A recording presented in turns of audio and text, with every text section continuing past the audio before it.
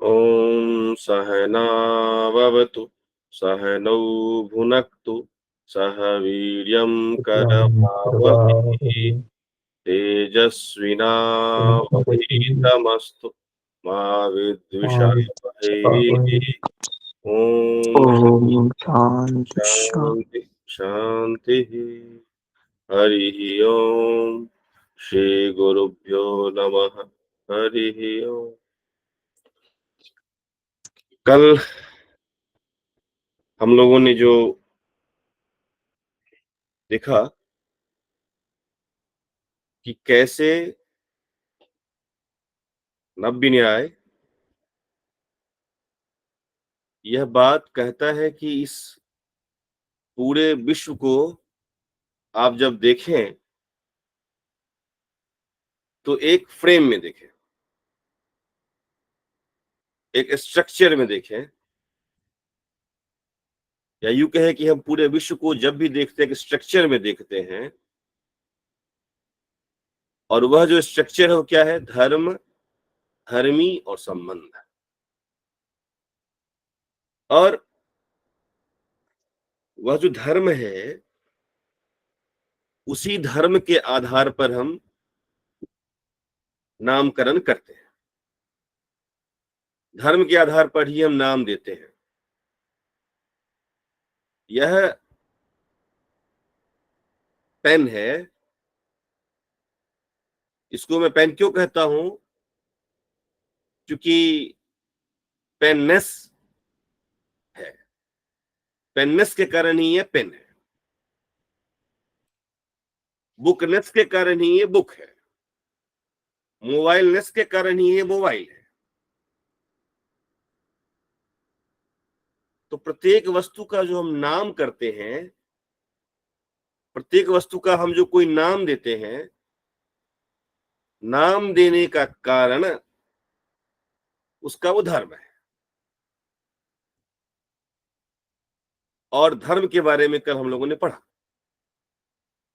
ध्रियते, तिष्ठति, वर्तते, जो धारण किया जाए, जो रहता है वो धर्म है। जो जहां रहता है, पेननेस पेन में रहता है, तो पेननेस धर्म, और जहां रहता है वो धर्मी। लेकिन ये धर्म जो दो है, ये धर्म को दो भागों में बांटा। इस धर्म को उन्होंने दो भागों में बांटा।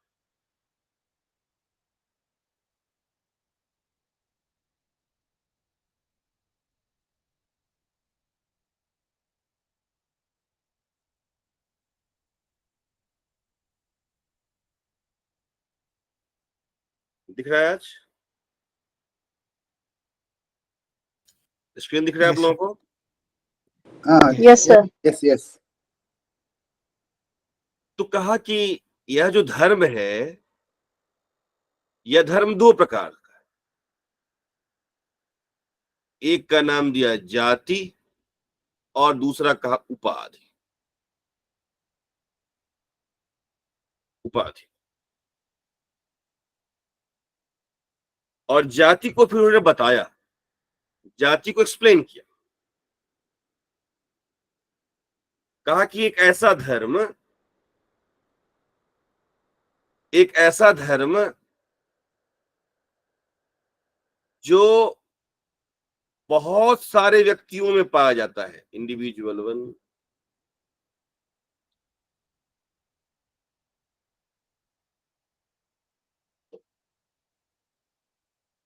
कहा कि एक ऐसा धर्म जो बहुत सारे व्यक्तियों में पाया जाता है।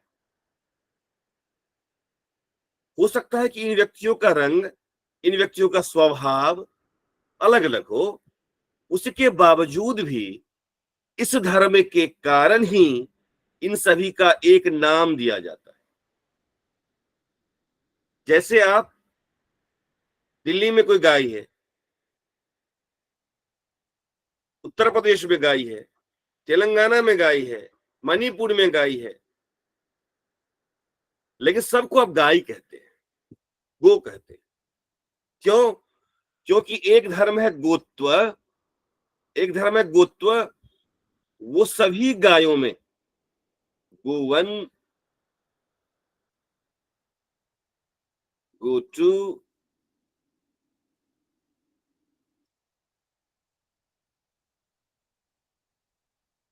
ये जो गोत्व है, यह गोत्व एक गाय में नहीं पाई जाती, ये पूरे दुनिया के सही गायों में पाई जाती है।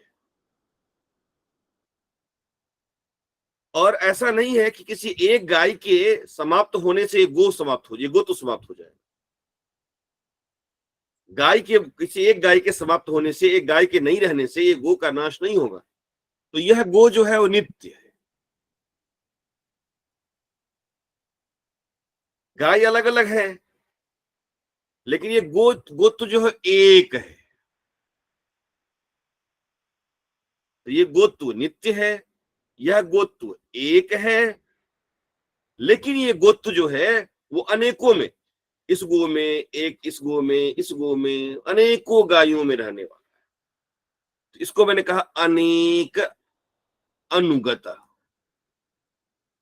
अनेक। तो ऐसा धर्म जो अनेक व्यक्तियों में रहे, यद्यपि उन व्यक्तियों के अलग अलग रंग स्वभाव संभव है, उसके बावजूद भी उस सबको एक श्रेणी में लाके खड़ा कर दे, उस धर्म को हम जाति कहते हैं। उसी का नाम सामान्य भी है। यह है, कोई गाय उजली हो, कोई गाय कपिल हो, कोई गाय काली हो, उससे कोई फर्क नहीं पड़ता। कोई गाय यूपी का हो, कोई हरियाणा का हो, कोई तेलंगाना का हो, उससे कोई फर्क नहीं पड़ता।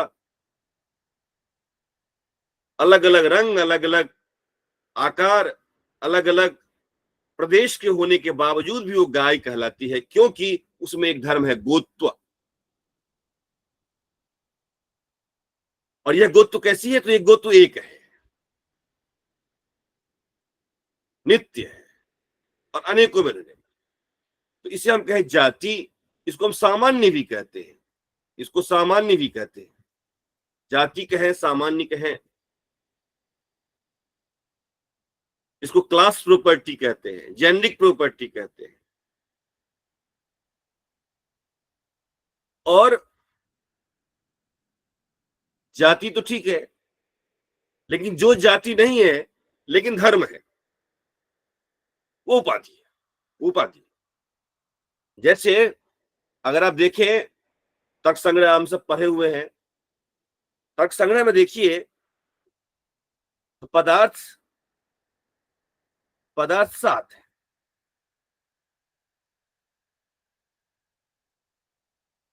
द्रव्य,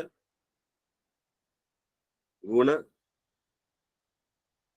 कर्म, सामान्य, विशेष, समवाय, प्रभाव। अब यहां देखिए कि द्रव्य में तो जाति संभव है, जो जाति है या द्रव्य, गुण, कर्म में रहती है। तो घट है, तो घट में है घटत्व, ये जाति है, ये जाति है। धर्म है, जाति है। रूप है, रूप में है रूपत्व, यह भी जाति है। कर्म में है कर्मत्व, यह भी जाति है। लेकिन सामान्य के बारे में जब हम पढ़ते हैं, तो सामान्य तो केवल एक है। अभी मैंने कहा कि नित्यम एकम, घटत्व एक है, गोत्व एक है। अगर घटत्व एक है, हमने तीन, सामान्य के लिए मैंने 3 शर्त बताए। क्या क्या? नित्य होना चाहिए, एक होना चाहिए, और अनेकों में रहना चाहिए, अनेकों में रहना चाहिए। ये 3 शर्त हमने रखे सामान्य के लिए। लेकिन हम जब, और एक नियम मैंने आपको बताया था कि किसी वस्तु को हम जब नाम देते हैं वो धर्म के कारण, तो अगर किसी वस्तु का हम नाम देते हैं धर्म के कारण, तो इसको मैं सामान्य कह रहा हूं, तो सामान्य में भी तो कोई धर्म है, सामान्य में भी तो कोई धर्म होना चाहिए। सामान्य में धर्म क्या होगा? सामान्यत्व। सामान्य में धर्म है सामान्यत्व। लेकिन अभी हमने कहा कि धर्म 2 प्रकार के होते हैं। हमने कहा कि धर्म 2 प्रकार के हैं, जाति और उपाधि। अब देखिए, देखने वाली बात है, ये सामान्य तो धर्म तो है, ये सामान्य की धर्म है, सामान्य धर्मी है। लेकिन क्या ये सामान्यत्व जाति के अंतर्गत आएगा? क्या जाति में जाति है सामान्यत्व? भाई जाति हो नहीं सकती। क्यों? क्योंकि जाति के लिए मैंने कहा कि जाति नित्य होनी चाहिए, ठीक है, सामान्य तो नित्य हो सकती है। जाति एक होनी चाहिए, ठीक है, एक है। लेकिन मैंने तीसरा शब्द बोला कि जाति अनेकों में रहनी चाहिए। अब सामान्य तो केवल एक है, सामान्य तो एक एव, सामान्य एक है, तो ये सामान्यत्व नित्य है, एक है, लेकिन ये सामान्यत्व अनेकों में नहीं रहती, ये केवल सामान्य में रहती है। इसका मतलब ये जाति नहीं है। तो सामान्य तो धर्म है लेकिन जाति नहीं है। कहां रखेंगे इसको? उपाधि के अंतर्गत। ऐसे विशेष है, विशेष, विशेष के बारे में पता होगा आप लोगों को। अब ये दो पेन है, अभी 2 पेन है। अब आपसे पूछूं मैं, ये 2 है, 1 है, सेम कंपनी का है, सेम कलर का है, ये सेम लगा हुआ है, 2 है, 1 है? भाई 2 है, दिख रहा है, 2 है, स्पष्ट दिखाई दे रहा है, 2, 1 और 2, 2 दिखाई दे रहा है मुझे। ये 2 क्यों है? क्योंकि ये अलग पार्ट से बना है और ये अलग पार्ट से बना है, दोनों अलग अलग पार्ट से बने हुए हैं। उसका पार्ट अलग अलग क्यों है? क्योंकि जब उसको और ब्रेक करते जाएंगे तो उसके परमाणु अलग अलग है। परमाणु में भेद क्यों है? तो कहता है विशेष के कारण परमाणु में भेद है। एक एक, इसीलिए दुनिया का एक एक परमाणु विभिन्न है। तो लेकिन इसका विशेष क्यों बुलाता हूं उसको मैं? क्योंकि इसमें रहता है विशेषत्व, विशेषत्व रहता है। अब विशेष तो परमाणु में रहता है।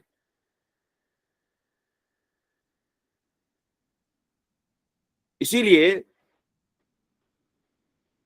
ये जो है यह भी आ जाएगा उपाधि के अंतर्गत, जाति के अंतर्गत नहीं आएगा। समवाय, समवाय, समवाय को समवाय क्यों बुलाते हैं? क्योंकि उसमें समवायत्व रहता है, समवायत्व रहता है। यह भी जाति संभव नहीं है कि समवाय की संख्या 1 होती है। पढ़िएगा, समवायत्व एक एव, समवाय एक ही होती है। तो ये इस एग्जाम को पास नहीं कर पाएगा अनेकों में रहने के कारण। लेकिन समवाय धर्म तो है, इसीलिए यह भी उपाधि के अंतर्गत आ जाएगी। तो ऐसे हमने देखा कि ये जितने भी पदार्थ हैं, सभी पदार्थ केवल जाति जो है द्रव्य, गुण और कर्म में रहती है। या इसको यह कहें कि दुनिया के सारे पदार्थ धर्म धर्मी भाव से रहते हैं, लेकिन उस धर्म में कुछ जाति है और जो जाति नहीं है वो उपाधि है। लेकिन जाति हो या उपाधि, उसमें कोई ना कोई धर्म जरूर रहेगा, क्योंकि धर्म के आधार पर ही उसका हम नामकरण करते हैं, उसका हम कोई नाम देते हैं। ये बात कहता है। जाति के संदर्भ में कल हम लोग पढ़ चुके थे। अब इन्होंने क्या किया? उपाधि के बारे में इतना कहा कि उपाधि जाति से भिन्न है। जाति को समझा दिया कि ऐसा धर्म जो बहुत से व्यक्तियों को उस एक क्लास में ले आए, ये कल हम लोग पढ़ चुके थे। अब कहते हैं जो जाति नहीं है उपाधि है, वह धर्म जो जाति नहीं है उपाधि है। अब ये उपाधि को इन्होंने क्या किया, दो भेद किया। इस उपाधि के दो भेद किए, सखंडोपाधि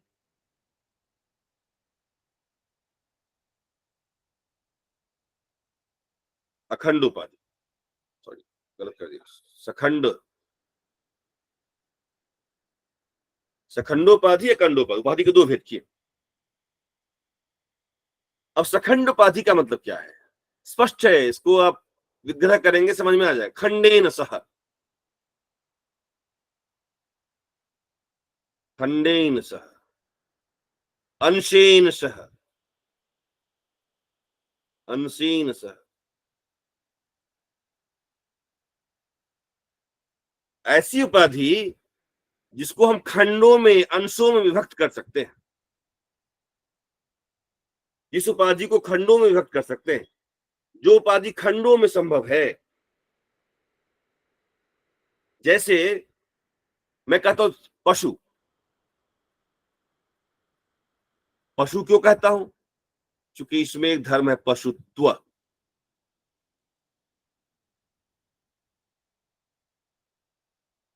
इसमें धर्म है पशुत्व। अब जरा देखिए, मैं पशुत्व क्यों कहता हूं, इसके अंदर पशुता है, क्यों कहते हैं हम, तो पशुता को जानने के लिए लोमवत्वम लांगूलवत्वम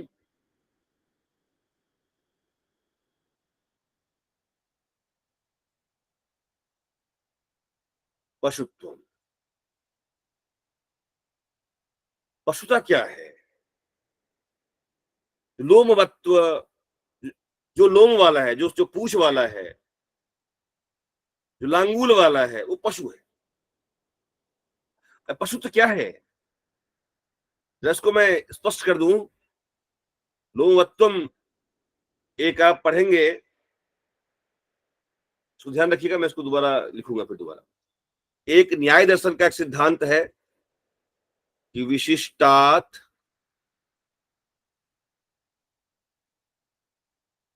भाव प्रत्यय विशेषण इत्यविधीयते। विशिष्टात भाव प्रत्यय, विशिष्टात भाव प्रत्यय विशेषण इत्यविधीयते। देखिए मैं कहता हूं शब्द है धन, लेकिन मैं कहूं धन वाला, ये क्या हो गया, विशिष्ट हो गया। धन, धनवत, धन वाला कौन, कोई व्यक्ति होगा ना, ये बन गया विशेषण, ये गया विशिष्ट हो गया, विशिष्ट।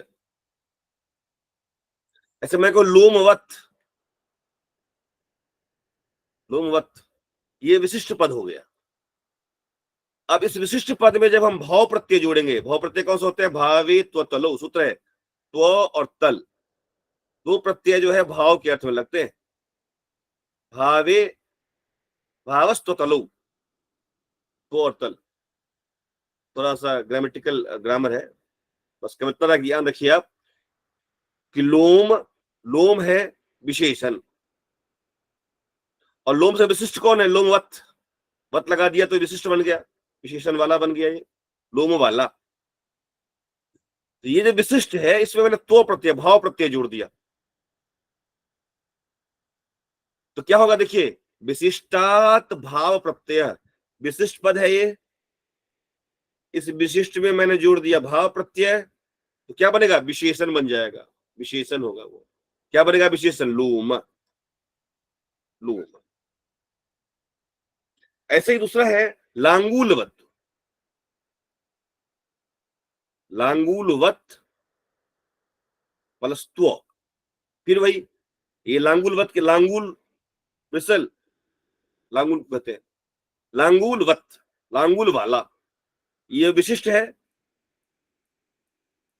भाई पैसे वाला, धन वाला विशिष्ट पद है ना, ऐसे लांगूल वाला विशिष्ट पद है, इसमें भाव प्रत्यय जोड़ दिया मैंने, तो क्या बन गया? लांगूल। लांगूल। अब देखिए, इसको मैं कहूं, मैं कहता हूं लोम वत्वम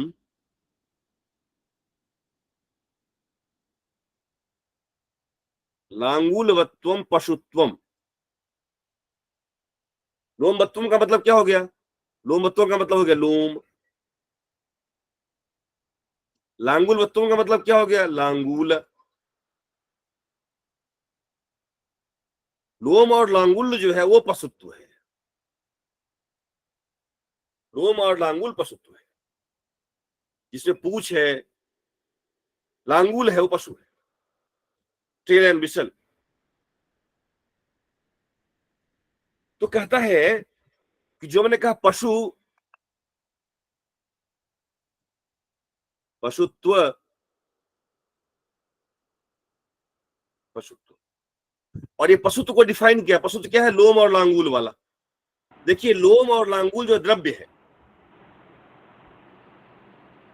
लोम और लांगुल द्रव्य है, ये तो गुण है, न क्रिया है, द्रव्य है। पूछ द्रव्य होता है, हाथ द्रव्य होता है, अंग विशेष है ये। तो पशुत्व क्या है? लोम और लांगुल के द्वारा जाना जाता है। तो पशुत्व का मतलब क्या हो गया? लोम और लांगुल।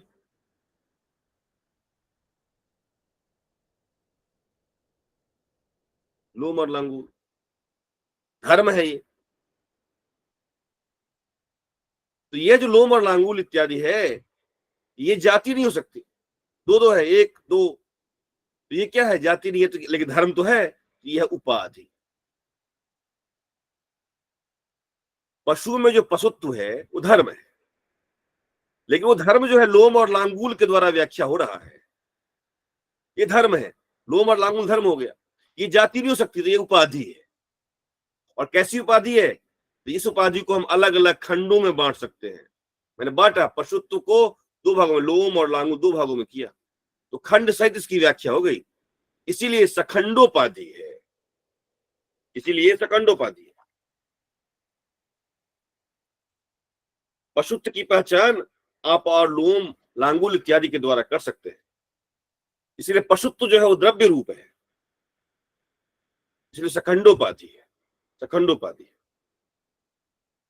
ऐसे ही आप देखिए कि मैं कहता हूं कि रूपवान पुरुष। सर यहाँ एक क्वेश्चन है। इसके बाद एक बार फिनिश करो, आप क्वेश्चन लिख लीजिए। आप शायद आपका आंसर आगे मिल जाएगा, अगर नहीं मिलेगा तो लास्ट में हम लोग क्वेश्चन आंसर कर लेंगे। जी ठीक है, जी क्षमा चाहूंगा क्योंकि बीच में इसको खत्म कर लूं मैं। जी जी जी। रूपवान पुरुष, रूपवान पुरुष, जी पुरुष जो है वो कैसा रूप वाला है? रूप वाला। अब देखिए, हम इसको रूप क्यों कहते हैं? क्योंकि रूपत्व है इसमें, रूपत्व है। अभी हमने पढ़ा कि रूप क्यों कह रहे? जो रूपत्व है। रूप क्या है?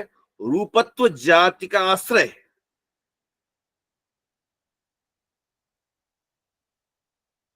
लेकिन ये पुरुष क्या है? धर्मी।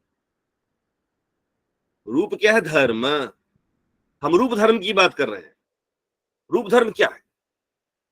रूप धर्म जो है, रूप धर्म में कह रहे थे रूपत्व जाति। रूप धर्म रूपत्व जाति का आश्रय है। रूपत्व भी धर्म है और रूप धर्मी है। तो ये रूप धर्म कुछ नहीं है, रूपत्व जाति का आश्रय है। लेकिन पुरुष के संदर्भ में जब बात करेंगे, रूप, रूप क्या है? धर्म है। कैसा धर्म है? रूप तो जाति है नहीं, जाति तो रूपत्व है, लेकिन यहां रूप धर्म है। रूप धर्म हो नहीं सकता। रूप क्या है? रूपत्व जाति का आश्रय है। तो जब भी हम रूप धर्म की बात करेंगे तब इस फ्रेम में करेंगे, रूपत्व जाति वाला रूप। तो यह रूप जो है उपाधि है, जो उपाधि रूपत्व के साथ जाना जाता है, रूपत्व जाति वाला, इसीलिए यह भी जो है सखंड उपाधि कहलाए, सखंड उपाधि कहलाए। तो ये उपाधि है, लेकिन जब बात करेगा मनुष्य में रहता है मनुष्यत्व,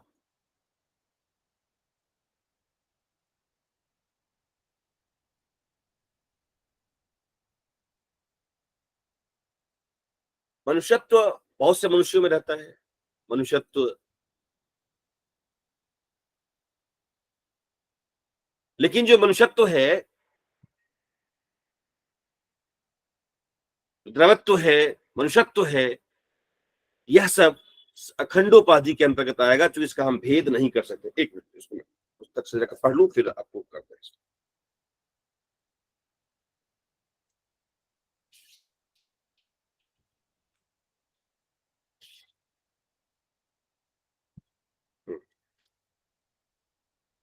ये हम लोग पढ़ चुके थे। एक बार इसको टेक्स्ट पे पढ़ते हैं, फिर हम दोबारा आते हैं। धर्मस्य प्रथमतः द्विविधः जाति उपाधिश्चेति येन परस्परं विभिन्न रूपानामपि एक जातीय द्रव्याणाम एक श्रेण्याम अंतर्भावो भवति सधर्मो जातिः। यथा विभिन्न देशीया मनुष्या विभिन्न आकार स्वभावा अपि एकया मनुष्यत्व जात्या एक श्रेण्याम अंतर्भाविता। स्पष्ट है कि जैसे, यथा जैसे, विभिन्न देशीया अलग अलग देश वाले, भिन्न भिन्न देश वाले, मनुष्य भिन्न भिन्न आकार के होते हैं, रूप भिन्न भिन्न रूप के होते हैं, भिन्न रंग वाले होते हैं, भिन्न भिन्न स्वभाव वाले होते हैं, अपि फिर भी एक ही मनुष्यत्व जाति के द्वारा, मनुष्यत्व जाति के द्वारा सभी मनुष्य को हम एक ही श्रेणी में लाते हैं। इंडिया का हो, पाकिस्तान का हो, नाइजीरिया का हो, अफ्रीका, सब मनुष्य है, क्योंकि मनुष्यत्व जाति के द्वारा सबको हम एक श्रेणी में लाते हैं, इसीलिए जाति की बात करता है। जातिश्च सामान्यम, जाति सामान्य है। कनादोक्तः चतुर्थ पदार्थ है, कनाद के द्वारा कहा गया चौथा पदार्थ है। अभी देखा, द्रव्य गुण कर्म सामान्य। फिर कहता है उपाधिरपि, उपाधि भी पुनः सखंडोपाधि अखंडोपाधिश्चेति। उपाधि के भी दो भेद हैं, सखंड और अखंड। खंडेन सह वर्तते इति सखंडः, खंड के साथ जो है वो सखंड है। यश्च अंशतो विभक्तुम शक्यते स सखंडोपाधि धर्म इति यावत्। जो अंशतो विभक्तुम, जो अंशों में जिसको विभाग आप कर सकते हैं, स सखंडोपाधि धर्म। जैसे देखा हमने, पशुत्व जो है इसको हम अलग अलग खंडों में बांट सकते हैं, लोमवत्व लांगूलवत्व। यथा पशुत्वम, जैसे पशुत्व, तत्हि लोम लांगूलवत्वम, पशुत्व को स्पेन कर दिया। पशुत्व क्या है? लोम लांगूलवत्व, लोम से विशिष्ट है और लांगूल से विशिष्ट है। ततश्च लोम लांगूलादयाः अंशाः वहवो वर्तन्त इति द्रव्य रूपम पशुत्वम धर्मः सखंडोपाधिः। तो वो जो पशुत्व है, अब पशुत्व को जब हम बात करते हैं, मैंने कहा पशुत्वम, ये पशुत्वम का मतलब हो गया लोम और लांगूल, लोम और लांगूल। और ये जो है कैसे है? बहुत है, बहवो वर्तन। तो ऐसा जो ये दोनों द्रव्य है, तो द्रव्य रूप जो ये धर्म है, ये पशुत्व क्या हो गया? धर्म हो गया, द्रव्य रूप धर्म हो गया। जो रहता है पशु में। तो यह जो पशुत्व है इसको अलग अलग खंडों में बांट सकते हैं, तो ये धर्म जो है सखंडोपाधि हो गई। एवं इसी प्रकार से रूपवान अयम,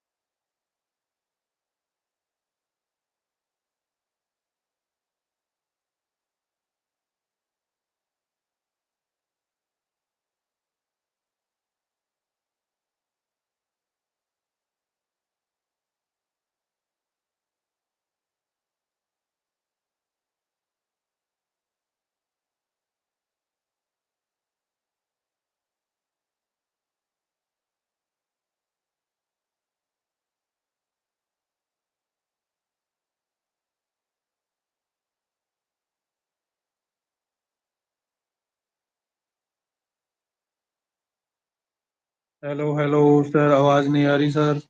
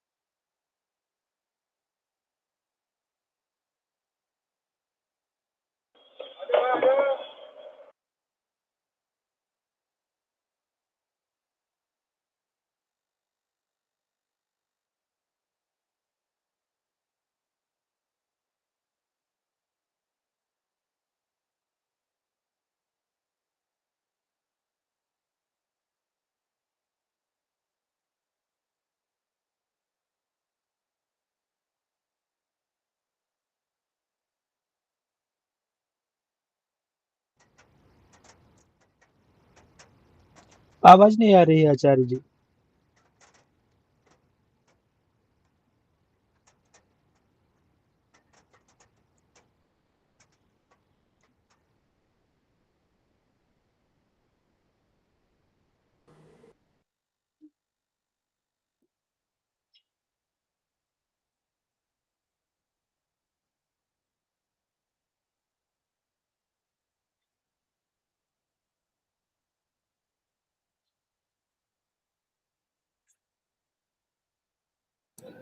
संभवतः चंदन जी मीटिंग में ही नहीं है, हो सकता है कि इंटरनेट डिस्कनेक्ट हुआ।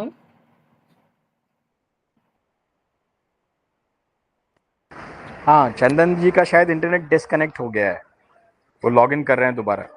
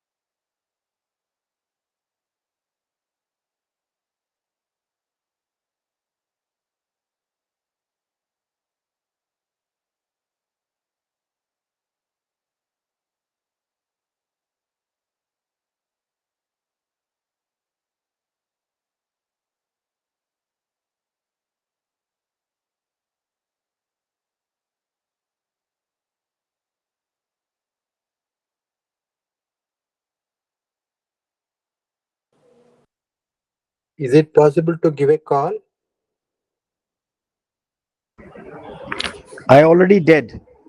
Okay.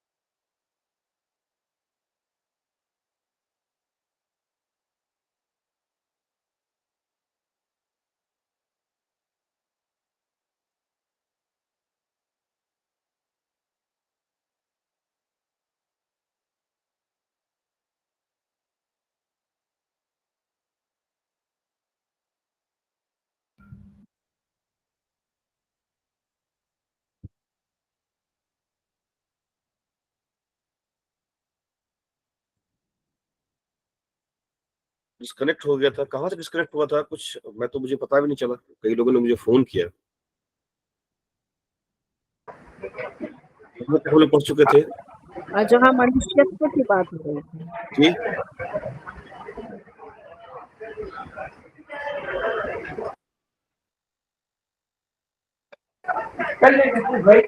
पंकजा मैम ने कुछ कहा था। जी मैम, पंकजा मैम।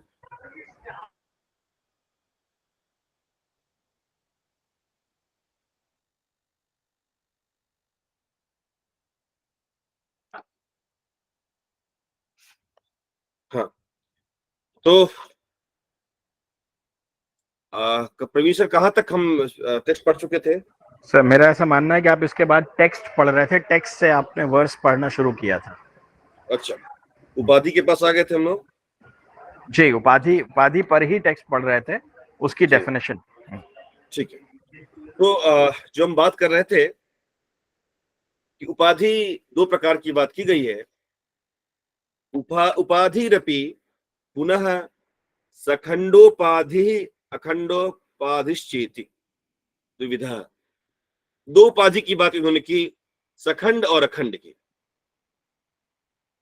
अब इन्होंने कहा कि खंडेन सह वर्तते इति सखंडः, खंड के साथ जो विद्यमान है। ऐसी सखंड उपाधि उपाधि आप करा चुके हैं, आपने करा दी थी। सखंड उपाधि आप करा दिए थे। ठीक है, हाँ।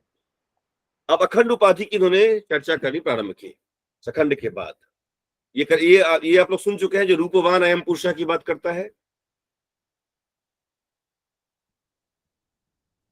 रूपवान नहीं। अयम पुरुषः, ये उदाहरण हाँ, स्पष्ट है। ये बस बस बस यहीं तक पहुंचे थे, यहीं तक ठीक। पहुंचे। इसके बाद कहता है कि रूपवान अयम पुरुषः, पुरुष रूपवान, रूप वाला है। अब देखिए, पुरुष जो है ये वास्तव में अगर आप पढ़ेंगे तर्क संग्रह के 24 गुणों में देखेंगे तो पहला क्या है? 24 गुण है रूप, रस और समय।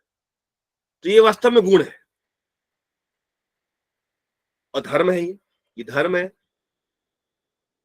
धर्म है। लेकिन रूप की जब हम बात करते हैं तो रूप की बात जैसे करेंगे कि रूपत्व तो जाति के साथ रूप की बात हो जाएगी। रूप क्या है? रूप क्या है? तो रूपत्व तो जाति का आश्रय है। रूपत्व तो जाति का आश्रय है रूप। तो यहां जो रूप है, यह रूप क्या है? उपाधि है। और कैसी उपाधि? ये जाति हो नहीं सकती। कैसी उपाधि है? ये उपाधि अपने रूपत्व के साथ, रूपत्व का आश्रय, तो ये खंड के साथ अलग अलग खंडों में आपको इसका ज्ञान हो रहा है। इसीलिए ये उपाधि सकंडोपाधि के श्रेणी में रखा गया है। इसके बाद अखंडोपाधि की बात करते हैं। तो हमने देखा कि दो धर्म को इन्होंने दो कैटेगरी में रखा, जाति और उपाधि। जो जाति नहीं है, जाति क्या है? तो नित्यम एकम अनेकानुगतम। उसका प्रयोजन क्या है? जाति का प्रयोजन क्या है? तो जाति अलग अलग व्यक्तियों को एक श्रेणी में लाता है। भिन्न भिन्न आकार, भिन्न भिन्न रंग, भिन्न भिन्न स्वभाव होने के बावजूद भी उनको एक श्रेणी में लाता है।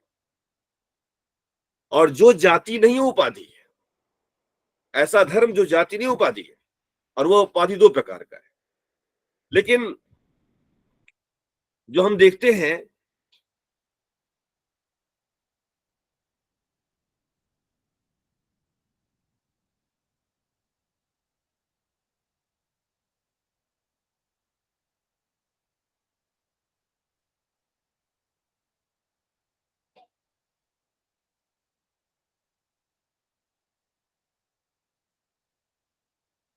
अखंड। अब देखिए, यहां जाति जो है, यहां हमने देखा कि यहां हमने कहा कि मनुष्यत्व, ये मनुष्य में है।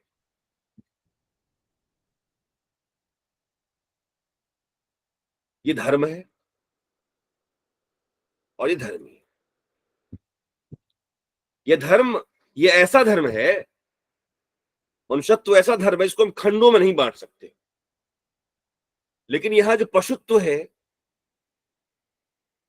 और पशु है, यह है धर्मी और यह धर्म। लेकिन ये जो पशुत्व है, ये क्या है? लोम प्लस लांगूल, लोम लांगूल है। तो यह जो पशुत्व धर्म है, इस पशुत्व धर्म को हमने बांटा दो हिस्सों में, अलग अलग हिस्सों में बांटा, लोम और लांगूल हिस्सों में बांटा। अब ये कहते हैं महेश चंद्र न्याय रत्न कि जैसे जाति को आप खंडों में नहीं बांट सकते, ऐसे ही अखंडोपाधि को भी आप खंडों में नहीं बांट सकते। और इसका कहते हैं, उदाहरण देते हैं कि कोई वस्तु, मान लीजिए ये पेन है, कलम है, ये कलम का भाव है, और यहां के अलावा कलम नहीं है तो कलम का अभाव है। तो यहां अभाव है और यह भाव है, तो यह जो है भाव, यह अभाव का विरोधी है। तो कहते हैं कि जो भाई पदार्थ को हम एक विभाजन और करते हैं कि पदार्थ दो प्रकार से है, भाव और अभाव। ये भाव क्यों है, इसको हम भाव क्यों कहते हैं? इसको भाव इसीलिए कहते हैं क्योंकि इसमें भावत्व धर्म रहता है। अब भावत्व क्या है? भावत्व क्या है? भावत्व कुछ नहीं है, अभाव का विरोधी है। अभाव का विरोधी होना यह भी तो एक धर्म है, जाति है नहीं, उपाधि है। लेकिन इस अभाव को हम खंडों में बांट नहीं सकते, भावत्व को हम खंडों में नहीं बांट सकते, इसीलिए ये अखंडोपाधि। तो कहते हैं कि भावत्व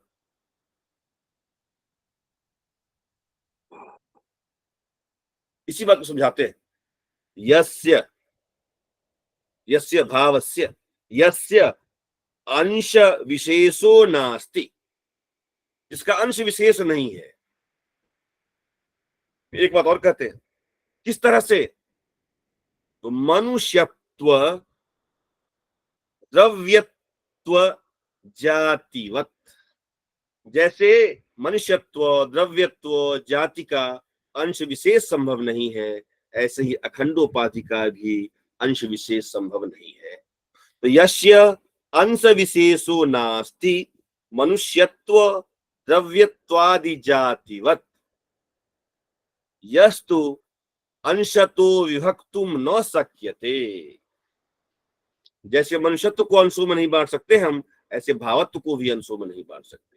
जैसे द्रव्यत्व को भी अंशों में नहीं बांट सकते, ऐसे भावत्व को अंशों में नहीं बांट सकते। लेकिन पशुत्व को अंशों में बांट सकते हैं, रूप को अंशों में बांट सकते हैं, रूप को अंशों में बांट सकते हैं। तो यह रूप जो है, रूप और पशुत्व अंशों में बढ़ सकता है, लेकिन जाति और अखंडोपाधि अंशों में नहीं बढ़ सकता। तो अंशतो विभक्तुम न शक्यते अंश रहितत्वमेव यस्य स्वरूपम अंगीक्रियते सह अखंडोपाधि यथा भावत्वम तदहि अभाव विरोधी कश्चन धर्म। ये भावत्व क्या है? अभाव का विरोधी धर्म है। पशुत्वादिवत भावत्वम, पशुत्वादि के समान भावत्व का अंशतो विभक्तुम न शक्यते, पशुत्वादि की तरह भावत्व का विभाजन नहीं हो सकता, इसीलिए यह खंडोपाधि है, यह सखंडोपाधि। अब आपके मन में प्रश्न आएगा कि ठीक है, इसका भी खंड नहीं हो सकता, इसका भी खंड नहीं हो सकता, दोनों एक में क्यों नहीं है? दोनों को एक ही मान लीजिए, अलग अलग मानने की क्या आवश्यकता है? तो तुरंत इसका समाधान करते हुए कहते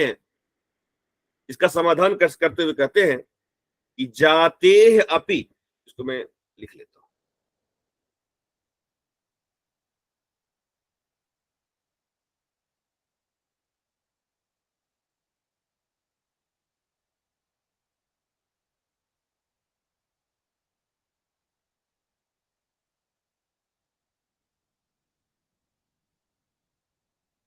तो ये जाति है और ये उपाधि। दोनों में अंतर क्या है? तो कहता है जाते अपि अंश विभागो नास्ति, जाति का भी अंश विभाग नहीं है, उपाधि का भी अंश विभाग नहीं है इसका। किंतु लेकिन दोनों में अंतर है। क्या अंतर है? जाते है, जाति में समवाय संबंधेन, ये जो ये धर्म है, धर्मी है, धर्म है, धर्म है, धर्मी है। ये कहता है कि जाति अपने आधार में समवाय संबंध से रहता है, लेकिन उपाधि अपने आधार में, अखंडोपाधि अपने आधार में स्वरूप संबंध से रहता है। जातेरपि अंश विभागो नास्ति किंतु जातेह समवाय संबंधेन सत्वम नियतम। जाति समवाय संबंध से निश्चित रूप से रहती है। समवाय संबंध 5 पेयर होते हैं ना, जाति, व्यक्ति, आगे हम बात करेंगे। लेकिन अखंडोपाधेस्तु न, अखंडोपाधि में ऐसा नहीं होता, यह समवाय संबंध नहीं होता। धर्म और धर्मी के बीच यह समवाय संबंध नहीं होता। तस्य स्वरूप संबंधेन सत्वमिति, ये स्वरूप संबंध से रहते हैं। हम इस संबंधों की बात जब करेंगे तो अनयोः पृथक उल्लेखा, जब स्वरूप संबंध की बात डिटेल में करेंगे तब इसको और स्पष्ट होगा, ऐसा यह बता रहे हैं। अब आपके मन में प्रश्न आएगा कि यह बताइए कि अभी आपने कहा जब रूप की बात की, तो जब आपने रूप की बात की तो कहा कि रूपत्व जाति का आश्रय है। आपने रूप की बात की तो कहा कि रूपत्व जाति का आश्रय है। तो क्या जब रूपत्व की बात करेंगे तो यहां भी एक रूपत्व तो अजन चाहिए। सॉरी, ये मैं गलत एग्जाम्पल गलत दे दिया मैं, सॉरी, क्षमा चाहता हूं। जैसे मैं कहता हूं घट, तो घट में घर में घटत्व। तो अभी मैंने बताया आपको कि जब भी हम घट कहेंगे तो घट कहने का मतलब, जो मुझे घट का ज्ञान होगा वह धर्म और धर्मी के साथ होगा, धर्म, धर्मी और संबंध के साथ होगा। जैसे मैं घटा बोला तो इसमें ऐसे अपीयर हुआ आपको ये आपके ज्ञान में आया, घटत्व, घट और संबंध। तो ऐसा नहीं होगा क्या कि जब घटत्व, भाई जब घट में घटत्व आया तो घटत्व के लिए भी मुझे आना चाहिए घटत्व, इसके लिए आ जाना चाहिए घटत्व। तो ऐसे में तो आनंदी दोष हो जाएगा, फिर तो ज्ञान कैसे संभव होगा। इसका निराकरण कहते हैं कि जब जाति या अखंडोपाधि, जब जाति और अखंडोपाधि शब्द में कहा जाए, जो शब्द में कहा जाए, जब मैं कहा घटा, मैं चलूंगा अभी आपको लैंग्वेज रेफर्स रियलिटी की बात करेंगे। अभी घटा का तो कहता है जो शब्द में मैंने कहा, शब्द में क्या कहा, घटा। तो घटा जैसे ही मैं कहा कि मुझे घटत्व, घट का ज्ञान,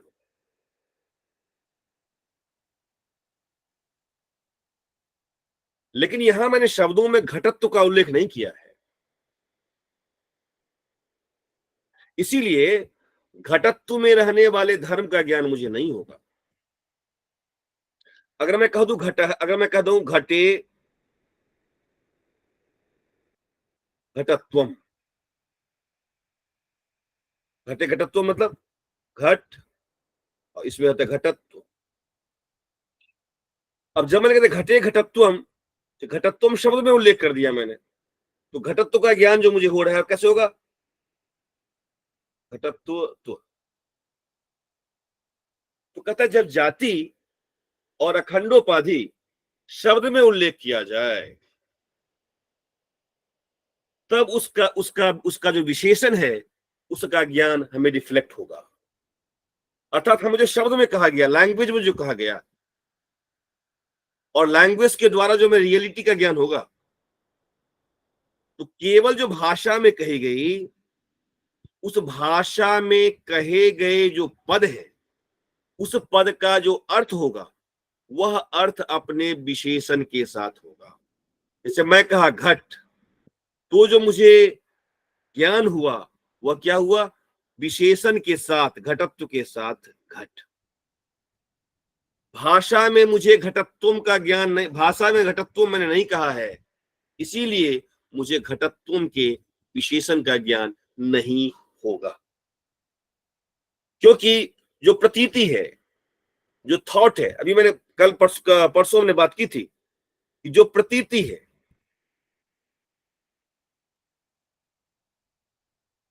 जो थॉट है, नॉलेज है, कुछ भी कह लीजिए, प्रतीति, थॉट, नॉलेज, वो क्या करता है, वो हमारे एक स्ट्रक्चर को एक्सप्लेन करता है। जब मुझे घट का ज्ञान हो रहा है तो घट का ज्ञान घट के स्ट्रक्चर को बता रहा है, उसको घटत्व के स्ट्रक्चर से कोई मतलब नहीं है। लेकिन जब मुझे घटत्वम का ज्ञान हो रहा है तो घटत्वम के स्ट्रक्चर से मुझे मतलब है। हमें जो ज्ञान हो रहा है उसको हम शब्द में बोलते हैं, और वो शब्द जो बताएगा वो क्या वो एक स्ट्रक्चर को बताएगा। वो कैसा स्ट्रक्चर होगा? तो विशेषण वाला विशेष्य। तो जैसे मैं कहूं कि घट ज्ञान, घट ज्ञान, घट ज्ञान का मतलब क्या है?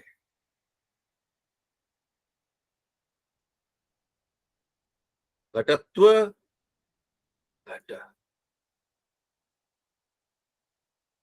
और यह जो है क्या है, जब ज्ञान की दशा में आएगा ना, जब बाहर वस्तु है, जब ज्ञान में आएगा तो क्या होगा? विशेषण को प्रकार बोलते हैं, प्रकार, प्रकार। ये कैसा ज्ञान है? कैसा घट ज्ञान है ये? तो घटत्व प्रकारक, घट विशेष्यक।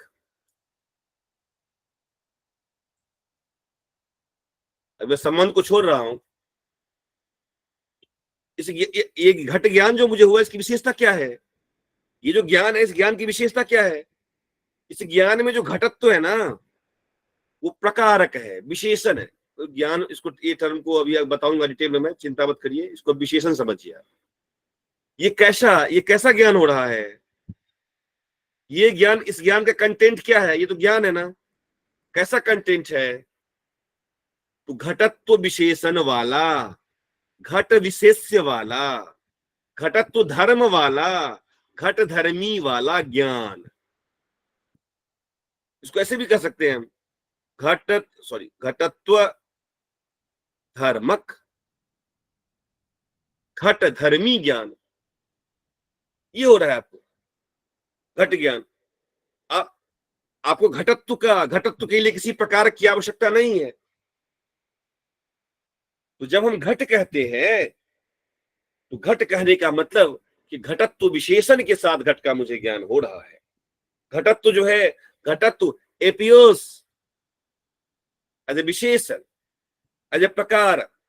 घटत्व मुझे विशेषण के रूप में, प्रकार के रूप में हमारे सामने आता है। इसको मैं थोड़ा सा और एक्सप्लेन करने के लिए अभी इसको मैं ये लाइन पहले पढ़ दूं, फिर हम कुछ एक चर्चा करेंगे कि जातेह अखंडोपाधेश्च प्रतीतौ अनुल्लेखे। प्रतीति मतलब ज्ञान, अनुल्लेखे मतलब उल्लेख। हम क्या होता है, हमें जो मैंने बताया कि क्या करते हैं, वर्ल्ड है, मुझे इसका ज्ञान होता है, और इसको हम सेंटेंस में कहते हैं, भाषा में कहते हैं। तो भाषा में जो हम कह रहे हैं, उल्लेख कर रहे हैं, किसका उल्लेख कर रहे हैं? सेंटेंस और कुछ नहीं है। सेंटेंस केवल इस नॉलेज का इनकोडेड फॉर्म है। तो हमें सेंटेंस बोला घट ज्ञान। घट ज्ञान का मतलब हमारे ज्ञान में क्या है? केवल घट है। और घट होने का मतलब क्या होता है? घटत्व वाला घट, घटत्व वाला घट। इसीलिए कह रहा है कि जाते अखंडोपाधेश प्रतीतौ अनुल्लेख। प्रतीति में, हमारे ज्ञान में जिसका उल्लेख नहीं है, हमारे ज्ञान में क्या हुआ? केवल घट का ज्ञान हुआ है, हमें घट का केवल उल्लेख है भाषा में। तो जिसका उल्लेख नहीं है, तयोः विशेषण प्रतीति रहिता। जिसका उल्लेख नहीं है भाषा में, उसके विशेषण के प्रतीति से रहित हमें ज्ञान होता है। जैसे मैं बाहर घट है और घट मेरे ज्ञान में आया, यहाँ घट मेरे ज्ञान में आया, और घट कैसा है? घटत्व विशिष्ट है, ये मेरे ज्ञान में आया। अब मैं जब भाषा में बोला तो भाषा में घट ज्ञान का मतलब है घटत्व प्रकारक। यहां घटत्व की विशेषण की कोई आवश्यकता नहीं है, ऐसा कह रहे हैं। यथा पटो भाव इति प्रतीतो, अगर मैं कहूं पट का ज्ञान, तो पटो भाव इति प्रतीतो पटत्वम जाति। तो पट, अगर मैं कहूं पट का ज्ञान, तो पटत्व के साथ पट का ज्ञान हो रहा है, ऐसा ये बात कर रहे हैं। इसको हम डिटेल में मैं आपको कल इस पे चर्चा करूंगा। आज थोड़ा सा एक जो बहुत ही इंपॉर्टेंट उसमें लेक्चर है, वो यह है, मैं क्या आप लोग 10-15 मिनट समय ले सकता हूं? जी जी। हाँ, हम लोग थोड़ा सा इसके बैकग्राउंड में, चूंकि अगला जो लेक्चर है आगे, इसमें इसके लिए आवश्यकता पड़ेगी, और अब तक जो पढ़ा है उसको मैं एक सामान्य लेक्चर के फॉर्म में चाहता हूं कि रखूं आपके सामने। हम लोगों ने पहले दिन मॉडल ऑफ कम्युनिकेशन के बारे में पढ़ा और देखा कि कैसे मॉडल ऑफ कम्युनिकेशन जो न्याय शास्त्र ने विकसित किया है, और वह जो मॉडल ऑफ कम्युनिकेशन है, उस मॉडल ऑफ कम्युनिकेशन के साथ कोई भी दर्शन, कोई भी शास्त्र अपने अपने वर्ल्ड व्यू के साथ, अपने प्रीसपोजिशन के साथ संवाद कर सकता है, डायलॉग कर सकता है। अगर हम कम्युनिकेट करना चाहते हैं तो हम चाहते हैं कि हम विचारों को साझा करें। कम्युनिकेशन का मतलब होता है साझा करना, शेयर करना। क्या शेयर करेंगे? तो विचार का। विचार किसका होगा? तो इस विश्व का, इस यूनिवर्स का। अब प्रश्न यह है कि न्याय दर्शन कहता है कि हम जगत का को कहेंगे, लेकिन जगत है क्या? जगत क्या है? तो देखिए, मैं भाषा में कहता हूं कि यह पेन है, यह मोबाइल है, यह टेबल है, यह चेयर है। तो पूरे विश्व में जो अलग अलग भाषा में जो कुछ लोग बोलते हैं, उन सब को मिला दीजिए, उसका ग्रैंड टोटल जो होगा वो जगत है, विश्व है। विश्व को हमने पदार्थ कहा। पदार्थ का मतलब पदस्य अर्थ है। पदस्य अर्थ है, पद का, टर्म का जो डिफरेंट है हमारे भाषा का, लैंग्वेज का। अर्थ कोई माइंड से क्रिएट नहीं होता है, हमारे माइंड में नहीं है, वह केवल और केवल जगत में है, और उसका अपना एक निश्चित स्ट्रक्चर है। जैसे मैं कहता हूं जगत के पदार्थों को, जब मैं कहता हूं पेन, उसका अपना एक स्ट्रक्चर है, एक डिफरेंट स्ट्रक्चर के साथ वो है। अब मैं कहता हूं कि जगत और ज्ञान, और मैंने आपको कहा कि जगत जो है ज्ञान का कारण है। अब आपके मन में प्रश्न आएगा कि कारण है क्या, कार्य होता क्या है? एक सिंपल फॉर्मूला है कि कारण कार्य से पहले होता है। इसको मैं कहूं +x + y -x -y। अगर x होगा तो y होगा, x नहीं होगा तो y नहीं होगा। इसका मतलब यह है कि x y का कारण है। दो टर्म का, नियत और पूर्ववर्ती। कारण कार्य से पहले होना चाहिए और होना ही चाहिए। अगर होगा तभी कार्य होगा, नहीं होगा तो कार्य नहीं होगा। और इस कार्य को हम लोगों ने क्या किया, इस कारण को हम लोगों ने क्या किया, दो भागों में बांटा, साधारण और असाधारण। साधारण का मतलब कॉमन कॉज, कॉमन, और असाधारण का मतलब होता है स्पेसिफिक कॉज, स्पेसिफिक कॉज। न्याय दर्शन ये कहता है, थोड़ा सा इसलिए समझना जरूरी है कि ज्ञान के संदर्भ में बहुत आवश्यक है। न्याय दर्शन कहता है कि कुछ कारण ऐसे हैं जो सभी कार्य से पहले रहते ही हैं, कुछ वस्तु ऐसे हैं जो सभी कार्य से पहले रहते ही हैं, जैसे ईश्वर, ईश्वर, स्पेस, टाइम। ईश्वर हमने पढ़ा था द्रव्य में, क्या पढ़ा? पृथ्वी, जल, तेज, वायु, आकाश, काल, दिक और आत्मा। ये चारों जो है, आकाश, काल, दिक और आत्मा, ये विभू है।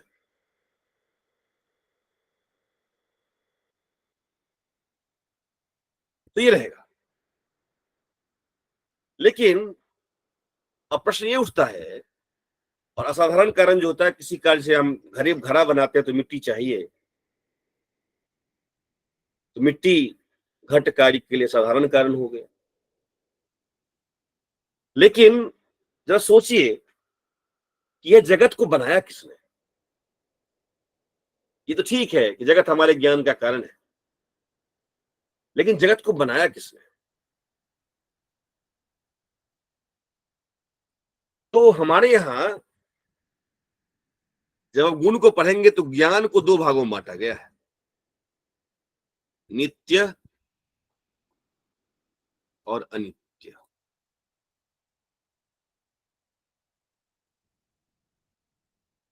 ज्ञान दो तरह का है, नित्य और अनित्य।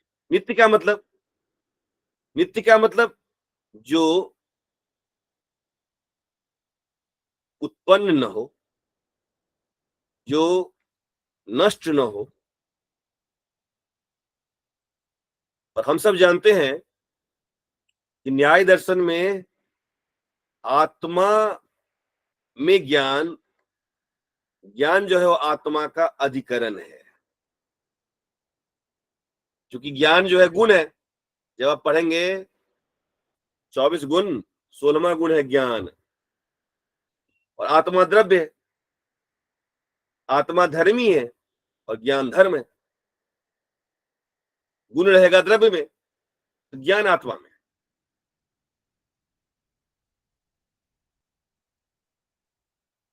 लेकिन कुछ ज्ञान ऐसे हैं जो नित्य है, नित्य नहीं है मतलब जो उत्पन्न नहीं होता, जो नाश नहीं होता। और कुछ ज्ञान ऐसे हैं जो अनित्य है, जो उत्पन्न होता है और नाश होता है। जैसे हमें अभी देखिए, इस पेन का ज्ञान होगा, हुआ, बाहर जाएंगे ज्ञान समाप्त हो जाएगा। हमारा भी ज्ञान आत्मा में रहता है जो अनित्य है। ईश्वर का ज्ञान भी आत्मा में रहता है। सॉरी, एक आत्मा और है जो जिसमें ज्ञान नित्य होता है। तो ये आत्मा के भी दो हिस्से की है, जीवात्मा और ईश्वर। कहा कि न्याय कहता है कि ईश्वर का ज्ञान जो है ना, ईश्वर में जो ज्ञान रहता है, ईश्वर में जो ज्ञान रहता है वह नित्य है, और जीव में जो ज्ञान रहता है वह अनित्य है। हम सब जीव हैं, हम लोगों का ज्ञान उत्पन्न होता है, नष्ट होता है, उत्पन्न होता है, नष्ट होता है। लेकिन ईश्वर का ज्ञान नित्य है, उत्पन्न और नष्ट नहीं होता, वो नित्य है। इसीलिए न्याय दर्शन को आवश्यकता पड़ी ईश्वर, ईश्वर की। क्योंकि जैसे हम देखते हैं कि घट के लिए, घड़े बनाने के लिए मिट्टी चाहिए, व्हील, चाक चाहिए, दंड चाहिए। अब देखे होंगे कुम्हार जो है दंड पे, चाक पे मिट्टी को घुमा घुमा के घड़ा को बनाता है। और कुम्हार के मस्तिष्क में घड़े का डिजाइन पहले से होता है। ऐसे ईश्वर क्या करता है? ईश्वर इस जगत की रचना करता है।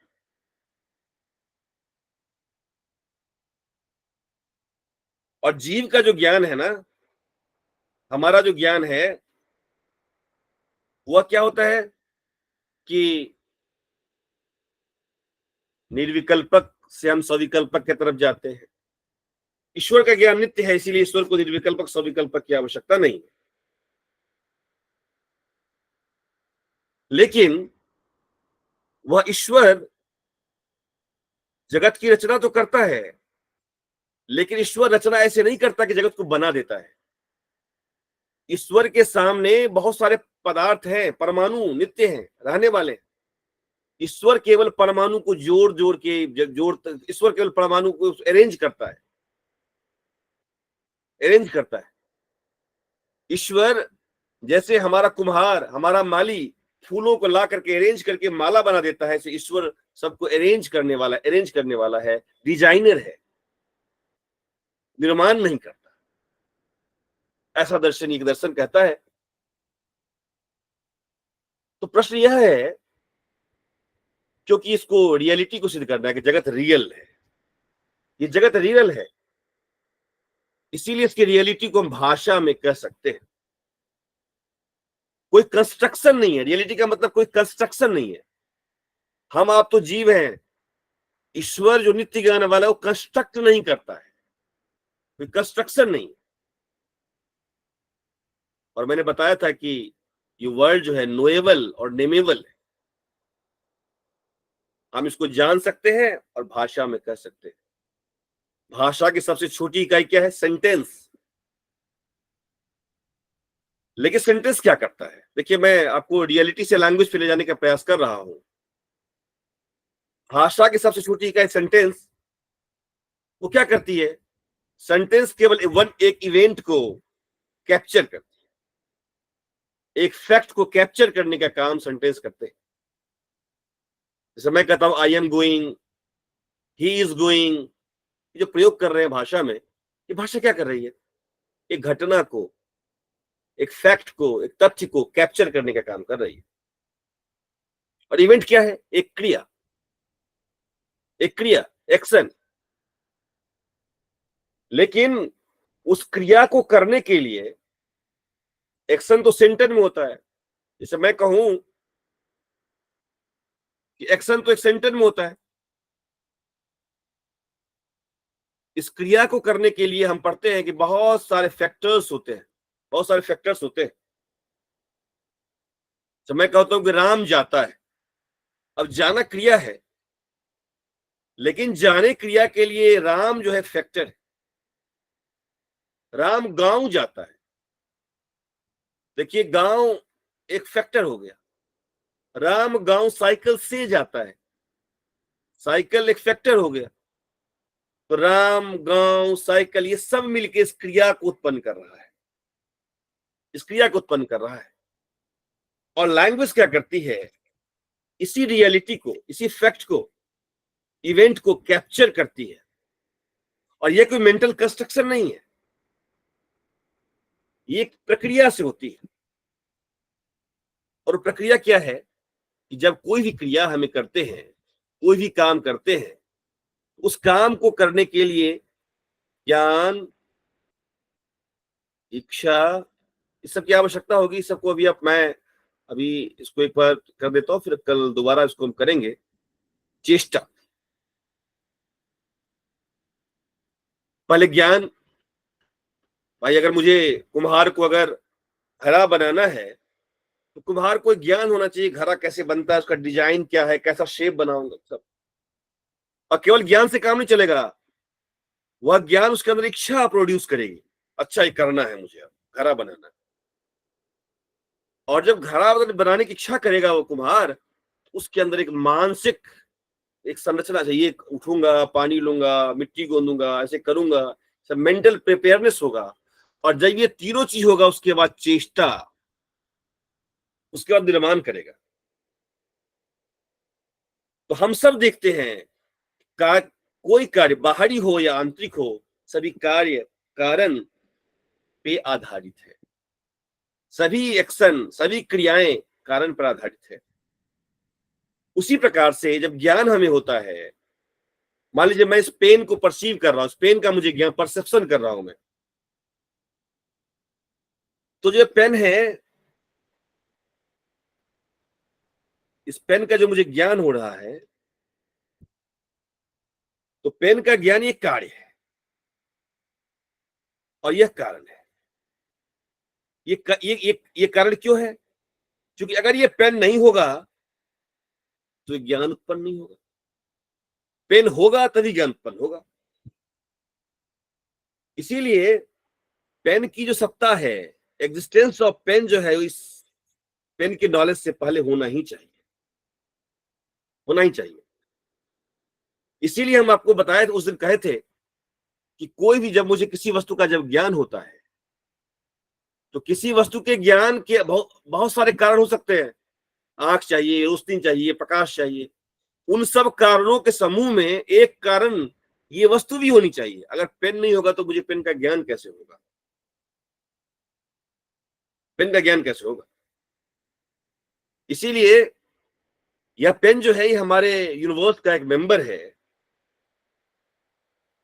और इसीलिए इसको हम भाषा में कह पाते हैं, भाषा में संप्रेषित कर पाते हैं। क्योंकि जब भी मुझे ज्ञान होगा,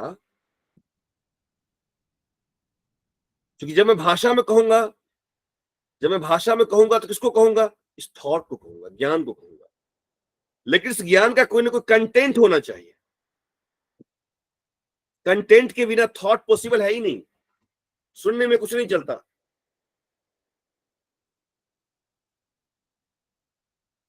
तो अब आपके मन में प्रश्न आएगा, अगर ये कंटेंट ही सब कुछ है तो फिर ज्ञान क्या है?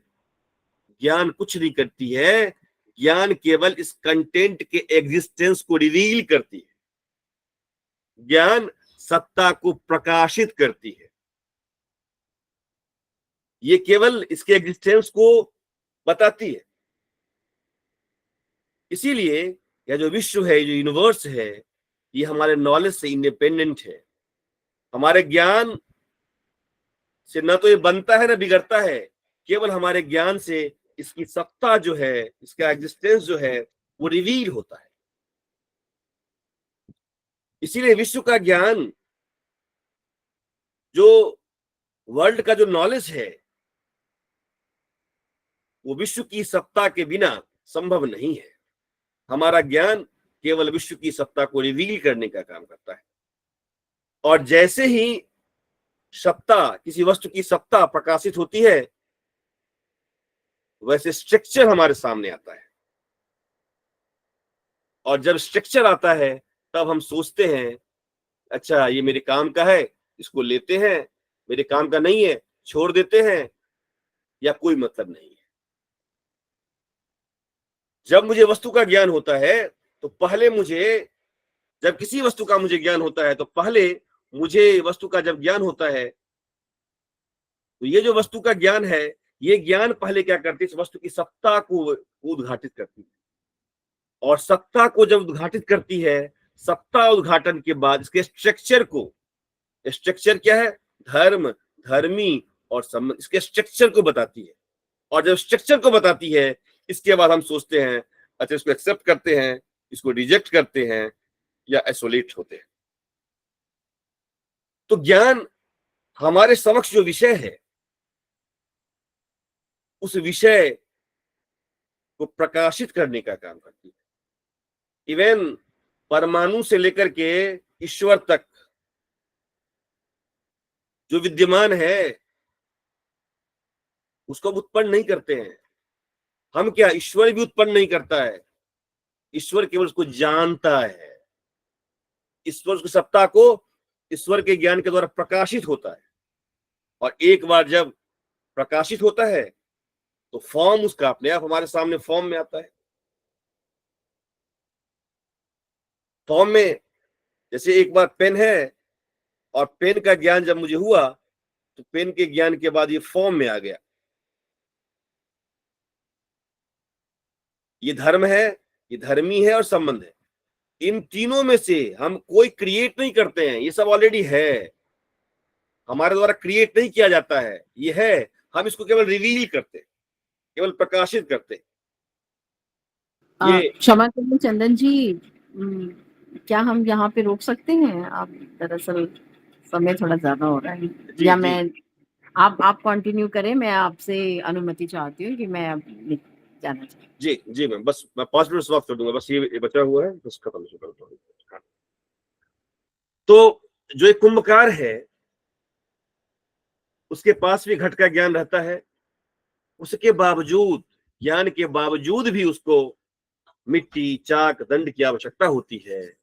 इसीलिए हम कारणों को इस रूप में देखेंगे, और जो ज्ञान है, ज्ञान भी एक कार्य है, और बहुत सारे कारणों से मिलकर वह ज्ञान उत्पन्न होता है, और वह ज्ञान वस्तु के सत्ता के, वो जगत की सत्ता को हमारे सामने लाता है। तो इस बात को ध्यान रखिएगा। और इसके बाद चूंकि ये जो ज्ञान है, नॉलेज, उसी से हम फिर फॉर्म पे जाएंगे, तो लैंग्वेज स्ट्रक्चर को समझने के लिए बहुत आवश्यक है कि कैसे हम संप्रेषित करते हैं उस तथ्य को। तो आज आज हम लोग इसको इसको समराइज करेंगे, कल समराइज कर लेंगे, और इसके बाद फिर दोबारा हम लोग आएंगे टेक्स्ट पे कि कैसे जो धर्म, धर्मी और संबंध है वो हमारे ज्ञान में कैसे आता है। तो लैंग्वेज और रियलिटी दो को अलग अलग समझना बहुत जरूरी है। इसीलिए मैं इसको समराइज करके पहले एक बार तैयार किया था कि आपके सामने मैं रख पाऊं। जी, कोई प्रश्न है तो प्लीज।